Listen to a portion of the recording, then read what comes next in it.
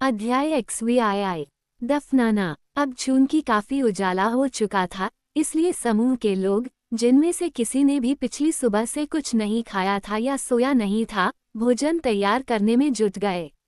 इरो के विद्रोहियों ने अपने 5 साथियों के लिए सूखे मांस, डिब्बाबंद सूप और सब्जियां, पटाखे, आटा, चाय और कॉफी की एक छोटी आपूर्ति उतारी थी, और लंबे समय से तृप्त भूख को संतुष्ट करने के लिए इन्हें जल्दी से निकाल लिया गया था। अगला कार्य केबिन को रहने योग्य बनाना था, और इसके लिए यह निर्णय लिया गया कि वहां किसी दिन घटित हुई त्रासदी के भयानक अवशेषों को तुरंत हटा दिया जाए। प्रोफेसर पोर्टर और मी फिलिंडा को कंकालों की जांच करने में गहरी दिलचस्पी थी। उन्होंने बताया कि 2 बड़े कंकाल उच्च श्वेत जातियों में से एक नर और मादा के थे। सबसे छोटे कंकाल पर तो बहुत अधिक ध्यान नहीं दिया गया, क्योंकि पालने में उसका स्थान ऐसा था कि इसमें कोई संदेह नहीं रह गया था कि यह इस दुखी दंपति का शिशु ही हो सकता है। जब वे उस व्यक्ति के कंकाल को दफनाने के लिए तैयार कर रहे थे, क्लेटन को एक बड़ी अंगूठी मिली, जो स्पष्ट रूप से उसकी मृत्यु के समय उस व्यक्ति की उंगली में थी, क्योंकि हाथ की एक पतली हड्डी अभी भी उस सुनहरे खिलौने के भीतर पड़ी थी। जब क्लेटन ने अंगूठी को जांचने के लिए उठाया तो वह आश्चर्य से चिल्ला उठा, क्योंकि अंगूठी पर ग्रेस्टोक के घराने का चिन्ह अंकित था। उसी समय जेन को अलमारी में किताबें मिली, और उनमें से एक का पृष्ठ खोलने पर उसने नाम देखा, जॉन क्लेटन, लंदन। दूसरी किताब में, जिसकी उसने जल्दी से जांच की, एक ही नाम था, ग्रेस्टोक। क्यों, मिस्टर क्लेटन, वह चिल्लाई, इसका क्या मतलब है? इन किताबों में आपके अपने कुछ लोगों के नाम हैं। और यहाँ, उन्होंने गंभीरता से उत्तर दिया, ग्रेस्टोक के घर की बड़ी अंगूठी है जो मेरे चाचा, जॉन क्लेटन, पूर्व लॉर्ड ग्रेस्टोक के गायब होने के बाद से खो गई है, संभवतः समुद्र में खो गई है। लड़की ने आश्चर्य से कहा, लेकिन आप इन चीज़ों के यहाँ, इस जंगली अफ्रीकी जंगल में होने का हिसाब कैसे देते हैं? मिस पोर्टर, इसका कारण बताने का सिर्फ एक ही तरीका है, क्लेटन ने कहा। दिवंगत लॉर्ड ग्रेस्टोक डूबे नहीं थे। उनकी मृत्यु यहीं इस केबिन में हुई, और फर्श पर पड़ी यह बेचारी चीज ही उनकी मृत्यु का कारण है। तो ये लेडी ग्रेस्टोक रही होगी, जेन ने आदरपूर्वक कहा, बिस्तर पर पड़ी हड्डियों के ढेर की ओर इशारा करते हुए। क्लेटन ने उत्तर दिया, सुंदर लेडी एलिस, जिसके अनेक गुणों और असाधारण व्यक्तिगत आकर्षण के बारे में मैंने अक्सर अपनी माँ और पिता से सुना है। बेचारी महिला, उसने दुखी होकर कहा। गहरी श्रद्धा और गंभीरता के साथ स्वर्गीय लॉर्ड और लेडी ग्रेस्टोक के पार्थिव शरीर को उनके छोटे से अफ्रीकी केबिन के पास दफनाया गया, और उनके बीच में काला नामक बंदर के बच्चे का छोटा सा कंकाल रखा गया। जब मी फिलिंडा शिशु की कमजोर हड्डियों को पाल के कपड़े के एक टुकड़े में रख रहे थे, तो उन्होंने खोपड़ी की बारीकी से जांच की। फिर उन्होंने प्रोफेसर पोर्टर को अपने पास बुलाया, और दोनों कई मिनट तक धीमी आवाज में बहस करते रहे। बहुत उल्लेखनीय, बहुत उल्लेखनीय, प्रोफेसर पोर्टर ने कहा। भगवान मुझे आशीर्वाद दें, श्री फिलिंडा ने कहा, हमें श्री क्लेटन को अपनी खोज से तुरंत अवगत कराना होगा। प्रोफेसर आर्किमिडीज क्यू, पोर्टर ने कहा, अरे, अरे, मिस्टर फिलिंडा, अरे, अरे। मृत अतीत को उसके मृतकों को दफनाने दो। और इस प्रकार सफ़ेद बालों वाले बूढ़े व्यक्ति ने इस अजीब कब्र पर दफन की सेवा दोहराई, जबकि उसके 4 साथी उसके चारों ओर झुके और खुले सिर के साथ खड़े थे। पेड़ों पर चढ़कर वानरों के टार्जन ने इस पवित्र समारोह को देखा, लेकिन सबसे अधिक उसने जेन पोर्टर के मधुर चेहरे और आकर्षक आकृति को देखा। उसके जंगली, अशिक्षित सीने में नई भावनाएं उमड़ रही थीं। वह उन्हें समझ नहीं पा रहा था। उसे आश्चर्य हो रहा था कि उसे इन लोगों में इतनी दिलचस्पी क्यों थी, क्यों उसने तीनों आदमियों को बचाने के लिए इतनी मेहनत की थी। लेकिन उसे आश्चर्य नहीं हो रहा था कि उसने सबोर को उस अजनबी लड़की के कोमल शरीर से क्यों अलग कर दिया था। निश्चित रूप से वे लोग मूर्ख, हास्यास्पद और कायर थे। यहाँ तक कि बंदर मनु भी उनसे अधिक बुद्धिमान था। यदि वे उसकी ही प्रजाति के प्राणी थे तो उसे संदेह था कि रक्त पर उसका अतीत का गर्व उचित था या नहीं। लेकिन लड़की, वह एक अलग मामला था। उसने यहाँ तर्क नहीं किया। वह जानता था कि उसे सुरक्षा के लिए बनाया गया था, और उसे उसकी रक्षा के लिए बनाया गया था। उसे आश्चर्य हुआ कि उन्होंने सूखी हड्डियां दफनाने के लिए जमीन में इतना बड़ा गड्ढा क्यों खोदा था। निश्चित रूप से इसमें कोई समझदारी नहीं थी, कोई भी सूखी हड्डियां चुराना नहीं चाहता था। यदि उन पर मांस होता तो वह समझ सकता था, क्योंकि केवल इसी प्रकार कोई अपने मांस को डांगों, लकड़बग्घे और जंगल के अन्य लुटेरों से बचा सकता था। जब कब्र को मिट्टी से भर दिया गया तो छोटा समूह केबिन की ओर वापस मुड़ा, और एस्मेरल्डा, जो अभी भी उन दो लोगों के लिए खूब रो रही थी जिनके बारे में उसने आज से पहले कभी नहीं सुना था और जो 20 साल से मर चुके थे, संयोग से बंदरगाह की ओर देखने लगी। तुरंत उसके आंसू रुक गए। वहां उन नीच श्वेत कचरे को देखो, उसने तीखी आवाज में एरो की ओर इशारा करते हुए कहा। वे सभी हमें अपवित्र कर रहे हैं, ठीक इस विकृत द्वीप पर। और निश्चय ही एरो को बंदरगाह के प्रवेश द्वार से धीरे धीरे खुले समुद्र की ओर ले जाया जा रहा था। क्लेटन ने कहा, उन्होंने हमें हथियार और गोला बारूद छोड़ने का वादा किया था। निर्दयी जानवर, मुझे यकीन है कि यह उस आदमी का काम है जिसे वे स्नैप्स कहते हैं, जेन ने कहा। किंग एक बदमाश था, लेकिन उसमें मानवता की थोड़ी सी भी भावना थी। अगर उन्होंने उसे नहीं मारा होता तो मुझे पता है कि वह ये देख लेता कि हमें हमारे भाग्य पर छोड़ने से पहले हमारी उचित देखभाल की गई थी। प्रोफेसर पोटर ने कहा, मुझे खेद है कि वे नौकायन से पहले हमसे मिलने नहीं आए। मैंने उनसे अनुरोध किया था कि वे खजाना हमारे पास छोड़ दें, क्योंकि अगर वह खो गया तो मैं बर्बाद हो जाऊंगा। जेन ने अपने पिता की ओर उदास होकर देखा। कोई बात नहीं, बेटा, उसने कहा। इससे कोई फायदा नहीं होता, क्योंकि सिर्फ खजाने के लिए ही उन्होंने अपने अफसरों को मारा और हमें इस भयानक तट पर उतारा। प्रोफेसर पोटर ने उत्तर दिया, अरे अरे अरे अरे अरे, तुम एक अच्छे बच्चे हो, लेकिन व्यवहारिक मामलों में अनुभवहीन हो। और प्रोफेसर पोटर मुड़े और धीरे धीरे जंगल की ओर चले गए। उनके हाथ उनकी लंबी कोट की पूंछ के नीचे बंधे हुए थे और उनकी आंखें जमीन पर टिकी हुई थीं। उनकी बेटी ने होठों पर दयनीय मुस्कान के साथ उन्हें देखा और फिर मिस्टर फिलिंडर की ओर मुड़कर फुसफुसाकर कहा, कृपया उसे फिर से भटकने न दे जैसा कि उसने कल किया था। हम आप पर निर्भर हैं, आप जानते हैं, उस पर कड़ी नज़र रखने के लिए। हर दिन उसे संभालना मुश्किल होता जा रहा है, मी। फिलिंडर ने आह भरते हुए और सिर हिलाते हुए जवाब दिया। मुझे लगता है कि वह अब चिड़ियाघर के निदेशकों को ये रिपोर्ट देने जा रहा है कि कल रात उनका एक शेर खुले में घूम रहा था। ओह, मिस जेन, आप नहीं जानती कि मुझे किससे जूझना पड़ रहा है। हाँ, मैं जानता हूँ, मी। फिलिंडर, लेकिन जबकि हम सभी उससे प्यार करते हैं, आप ही उसे संभालने के लिए सबसे उपयुक्त हैं, क्योंकि चाहे वह आपसे कुछ भी कहे, वह आपकी महान शिक्षा का सम्मान करता है और इसलिए आपके निर्णय पर उसे बहुत भरोसा है। बेचारा ज्ञान और बुद्धिमत्ता के बीच अंतर नहीं कर सकता, मी। फिलिंडा अपने चेहरे पर एक हल्की उलझन भरी अभिव्यक्ति के साथ प्रोफेसर पोटर की ओर मुड़े और उनके मन में ये प्रश्न घूम रहा था कि क्या उन्हें मिस पोटर की इस अप्रत्यक्ष प्रशंसा पर प्रशंसा महसूस करनी चाहिए या दुखी होना चाहिए। छोटे समूह के चेहरों पर भय देखा था जब उन्होंने एरो को जाते हुए देखा था, इसलिए चूंकि जहाज उसके लिए एक अद्भुत नवीनता थी, इसलिए उसने बंदरगाह के मुहाने के उत्तर में उतरने के स्थान पर शीघ्रता से जाने और नाव को करीब से देखने, साथ ही यदि संभव हो तो उसकी उड़ान की दिशा जानने का निश्चय किया। वह पेड़ों के बीच से बड़ी तेजी से झूलता हुआ उस स्थान पर पहुंचा जहां जहाज बंदरगाह से निकलने के कुछ ही क्षण बाद पहुंचा था, जहां से उसे इस विचित्र तैरते हुए घर के अद्भुत दृश्य का उत्कृष्ट दृश्य देखने को मिला। डेक पर लगभग 20 आदमी रस्सियों से सामान खींचते और खींचते हुए इधर उधर दौड़ रहे थे। हल्की भूमि हवा बह रही थी और जहाज को अल्पपाल के साथ बंदरगाह के मुहाने से आगे बढ़ाया गया था, लेकिन अब जब वे उस स्थान को पार कर चुके थे तो कैनवास का हर उपलब्ध टुकड़ा बिछाया जा रहा था ताकि वह यथासंभव समुद्र में आसानी से दिखाई दे सके। टार्जन ने जहाज की सुंदर हरकतों को बड़ी ही प्रशंसा से देखा और उस पर सवार होने की इच्छा जताई। जल्द ही उसकी पैनी नजरों ने दूर उत्तरी क्षितिज पर धुएं की हल्की सी झलक देखी और वह समुद्र में ऐसी चीज के होने के कारण पर आश्चर्यचकित हो गया। लगभग उसी समय एरो पर निगरानी रखने वाले ने इसे पहचान लिया होगा, क्योंकि कुछ ही मिनटों में टार्जन ने पालों को खिसकते और छोटा होते देखा। जहाज घूम गया और जल्द ही उसे पता चल गया कि वो जमीन की ओर वापस लौट रहा है।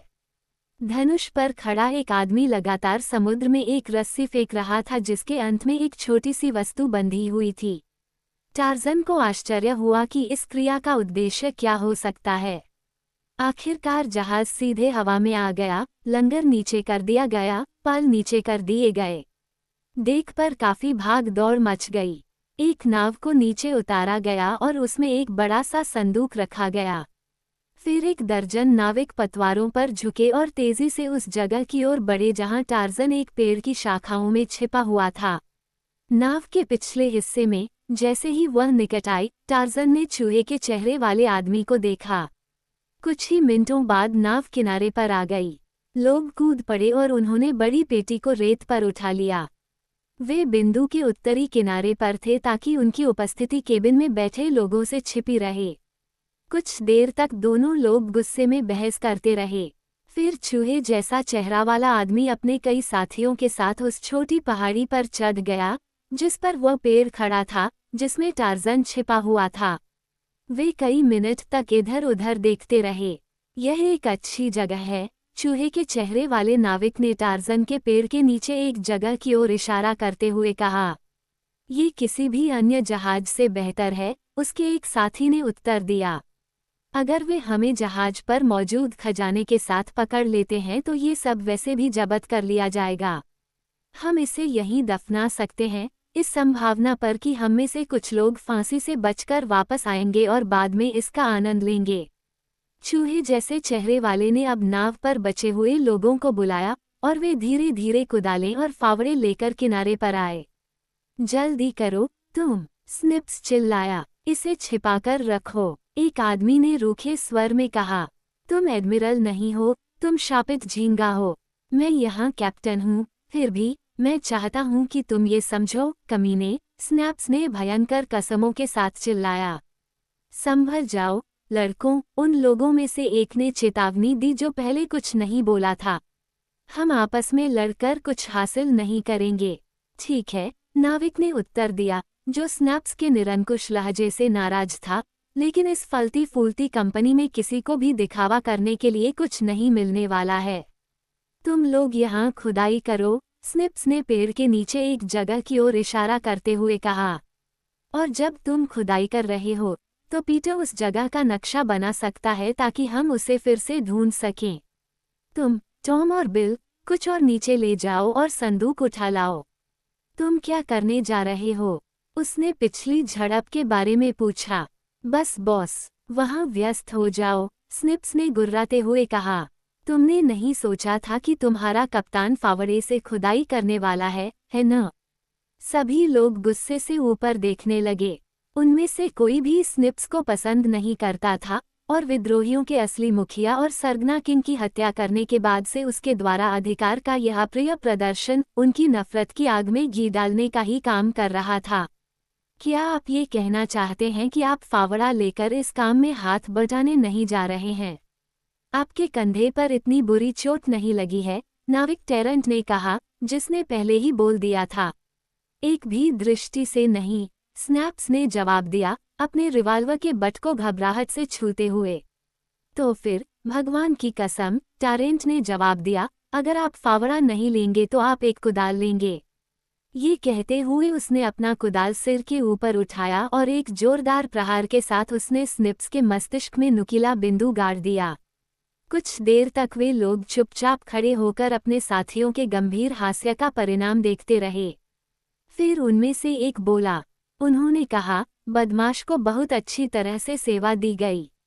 दूसरों में से एक ने अपनी कुदाल को जमीन पर चलाना शुरू किया। मिट्टी नरम थी और उसने कुदाल को एक तरफ फेंक दिया और एक फावड़ा पकड़ लिया, फिर बाकी लोग उसके साथ हो लिए। हत्या पर आगे कोई टिप्पणी नहीं की गई, लेकिन स्निप्स के कमान संभालने के बाद से लोग बेहतर मनोदशा में काम कर रहे थे।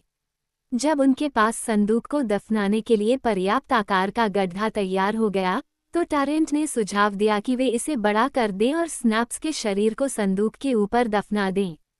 उन्होंने बताया, ये यहाँ खुदाई करने वाले किसी भी व्यक्ति को मूर्ख बनाने में मदद कर सकता है।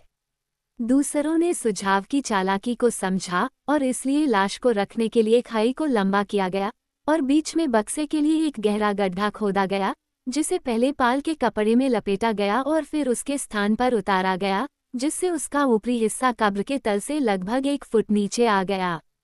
मिट्टी को फावड़े से डाला गया और संदूक के चारों ओर तब तक रौंदा गया जब तक कि कब्र का तल समतल और एक समान न हो जाए। उनमें से 2 लोगों ने चूहे के चेहरे वाले शव को बेदर्दी से कब्र में डाल दिया। पहले उसके हथियार और अन्य वस्तुएं निकाल ली, जिन्हें दल के कई सदस्य अपने लिए चाहते थे। इसके बाद उन्होंने कब्र को मिट्टी से भर दिया और तब तक उस पर पैर रखते रहे जब तक उसमें मिट्टी नहीं समा गई। ढीली मिट्टी का संतुलन दूर दूर तक बिखर गया था और मृत झाड़ियों का ढेर नवनिर्मित कब्र के ऊपर यथासंभव प्राकृतिक तरीके से फैल गया था, जिससे जमीन के अस्त व्यस्त होने के सभी चिन्ह मिट गए। अपना काम पूरा करने के बाद नाविक छोटी नाव पर वापस लौटे और तेजी से एरो की ओर चल पड़े। हवा का वेग काफी बढ़ गया था और चून की क्षितिज पर धुआं अब काफी मात्रा में स्पष्ट रूप से दिखाई दे रहा था। विद्रोहियों ने बिना समय गंवाए पूरी पाल बांध ली और दक्षिण पश्चिम की ओर रवाना हो गए। टार्ज़न, जो कि घटित हुई सभी घटनाओं का एक दिलचस्प दर्शक था, इन विचित्र प्राणियों की अजीब हरकतों पर अटकलें लगाता रहा। मनुष्य वास्तव में जंगल के जानवरों से भी अधिक मूर्ख और क्रूर थे। वो कितना भाग्यशाली था जो महान जंगल की शांति और सुरक्षा में रहता था। टार्ज़न को आश्चर्य हुआ कि जो संदूक उन्होंने दफनाया था, उसमें क्या था। अगर वे उसे नहीं चाहते थे तो उन्होंने उसे सीधे पानी में क्यों नहीं फेंक दिया। ऐसा करना ज्यादा आसान होता। उसने सोचा, लेकिन वे इसे चाहते तो हैं। उन्होंने इसे यहाँ छिपा दिया है क्योंकि वे बाद में इसे लेने के लिए वापस आना चाहते हैं। टार्ज़न जमीन पर गिर गया और खुदाई के आसपास की जमीन की जांच करने लगा। वो ये देखना चाहता था कि क्या इन जीवों ने कुछ ऐसा गिराया है जिसे वह अपनाना चाहे। जल्द ही उसे झाड़ियों के बीच छिपा हुआ एक कुदाल मिला जिसे उन्होंने कब्र पर रख दिया था। उसने उसे पकड़ लिया और उसका इस्तेमाल करने की कोशिश की जैसा उसने नाविकों को करते देखा था। ये काम बहुत ही अजीब था और उसके नंगे पैर चोटिल हो गए, लेकिन वह तब तक डटा रहा जब तक कि उसने शव को आंशिक रूप से बाहर नहीं निकाल लिया। उसने शव को कब्र से बाहर निकाला और एक तरफ रख दिया। फिर वह तब तक खुदाई करता रहा जब तक उसे संदूक नहीं मिल गया। इसे भी वह लाश के किनारे खींच लाया। फिर उसने कब्र के नीचे छोटे छेद को भर दिया, शव और उसके आसपास और ऊपर की मिट्टी को वापस रख दिया, उसे झाड़ियों से ढक दिया और संदूक के पास वापस आ गया। 4 नाविकों को इसके वजन के बोझ तले पसीना आ गया था। वानरों के टार्ज़न ने इसे ऐसे उठाया जैसे कि यह एक खाली पैकिंग केस हो और रस्सी के एक टुकड़े से कुदाल को अपनी पीठ पर लटकाकर इसे जंगल के सबसे घने हिस्से में ले गया। वह अपने भारी बोझ के साथ पेड़ों पर ठीक से चढ़ नहीं पा रहा था, लेकिन वह पगडंडियों पर चलता रहा और इस तरह उसने काफी अच्छा समय निकाला। कई घंटों तक वह उत्तर पूर्व की ओर थोड़ा सा चलता रहा, जब तक कि वह उलझी हुई वनस्पतियों की एक अभेद्य दीवार के पास नहीं पहुंच गया। फिर वह निचली शाखाओं पर चढ़ गया और अगले 15 मिनट में वह वानरों के रंगभूमि में पहुंच गया, जहां वे परिषद में मिलते थे या डम डम के अनुष्ठानों का जश्न मनाते थे। समाशोधन के केंद्र के पास और ड्रम या वेदी से ज्यादा दूर नहीं, उसने खुदाई शुरू की। ये कब्र पर ताज़ी खोदी गई मिट्टी को पलटने से ज्यादा कठिन काम था, लेकिन वानरों का टार्ज़न दृढ़ निश्चयी था और इसलिए वह तब तक अपने काम में लगा रहा जब तक उसे एक ऐसा छेद नहीं मिल गया जो इतना गहरा था कि वो संदूक को अंदर डाल सके और उसे प्रभावी ढंग से नजरों से छिपा सके। संदूक में रखी चीजों का मूल्य जाने बिना उसने इतनी मेहनत क्यों की। वानरों के टार्ज़न का शरीर और दिमाग एक आदमी जैसा था, लेकिन वह प्रशिक्षण और पर्यावरण के कारण एक बंदर था। उसके दिमाग ने उसे बताया कि संदूक में कुछ मूल्यवान है, अन्यथा लोग उसे छिपाते नहीं। उसके प्रशिक्षण ने उसे जो कुछ भी नया और असामान्य था, उसकी नकल करना सिखाया था, और अब स्वाभाविक जिज्ञासा, जो कि वानरों की तरह ही मनुष्यों में भी आम है, ने उसे संदूक खोलने और उसमें रखी चीजों की जांच करने के लिए प्रेरित किया। लेकिन भारी ताले और लोहे की बड़ी पट्टियों ने उसकी चालाकी और अपार शक्ति दोनों को चकरा दिया, जिससे वह अपनी जिज्ञासा शांत किए बिना ही संदूक को दफनाने के लिए बाध्य हो गया। जब तक टार्ज़न शिकार करते हुए केबिन के आसपास वापस पहुंचा, तब तक काफी अंधेरा हो चुका था। छोटी सी इमारत के अंदर एक लाइट जल रही थी, क्योंकि क्लेटन को तेल का एक बंद डिब्बा मिला था जो 20 साल से बरकरार था। ये ब्लैक माइकल द्वारा क्लेटन के पास छोड़ी गई आपूर्ति का एक हिस्सा था। लैंप भी अभी भी उपयोग करने योग्य थे, और इस प्रकार केबिन का अंदरूनी भाग आश्चर्यचकित टार्ज़न को दिन की तरह उज्ज्वल दिखाई दिया। वह अक्सर इन लैंपों के वास्तविक उद्देश्य के बारे में सोचता था।